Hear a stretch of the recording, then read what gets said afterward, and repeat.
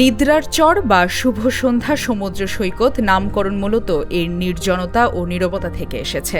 একদিকে বঙ্গোপসাগর, অন্যদিকে ৩ নদীর মোহনা, মাঝখানে বিস্তৃত কেওড়া ও ঝাউবনের সবুজ আভা। নরম ঘাসের চাদরে ঢাকা প্রান্তর যেন তৈরি করেছে স্বপ্নময় এক পরিবেশ। বরগুনা তালতলী উপজেলা থেকে মাত্র ২৫ কিলোমিটার দূরের এই চর যেন অবারিত প্রাকৃতিক সৌন্দর্য নিয়ে পর্যটকদের জন্য এক নতুন দিগন্ত উন্মোচন করেছে। এটার নাম হচ্ছে নিদ্রার চর। পাশে একটা সমুদ্রের মতো আছে, এবং জায়গাটা খুবই শান্তশিষ্ট জায়গা।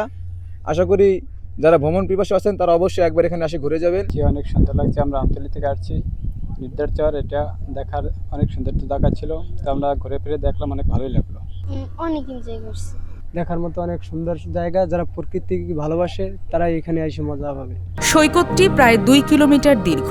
স্থানীয়দের মতে এর আয়তন প্রায় ৫ থেকে ৭ বর্গ কিলোমিটার। বর্ষাকালে চরের কিছু অংশ ডুবে গেলেও শীতকালে হয়ে ওঠে আরও মনোমুগ্ধকর। তবে অনুন্নত যোগাযোগ ব্যবস্থা নিয়ে ক্ষোভ প্রকাশ করছেন পর্যটকরা।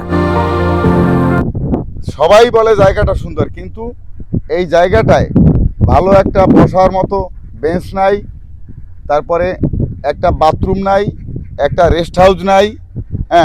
আমরা কিছু স্থানীয় লোকে ছোট ছোট কয়েকটা খাবার হোটেল করছি, যাতে দূর দূরান্ত থেকে মানুষ এসে এই খাওয়াটা খেয়ে যাইতে পারে। এই গাছপালা পড়ছে, বাগানে ঝাউ বাগানে পিকনিক করতে আসে, এইসব এই দিয়ে চলে বেশি। কিন্তু এখন চরটা ভাঙে যাইতে আস্তে আস্তে ভাঙতে আছে, খৈরেই গেছে। আর বসে মনে থাকবে না, যদি ভরট না দেয় তা থাকবে না। নিদ্রা সৈকতের পর্যটন সম্ভাবনা কাজে লাগাতে যোগাযোগ ব্যবস্থা সহ সব সংকট সমাধানের আশ্বাস জেলা প্রশাসকের। সরকারি বেসরকারি পর্যায়ে সঠিক পরিকল্পনা ও উন্নয়ন কার্যক্রমের মাধ্যমে নিদ্রার চর ও শুভ সন্ধ্যা সমুদ্র সৈকতটি হয়ে উঠতে পারে দেশের দক্ষিণাঞ্চলের প্রধান পর্যটন কেন্দ্র।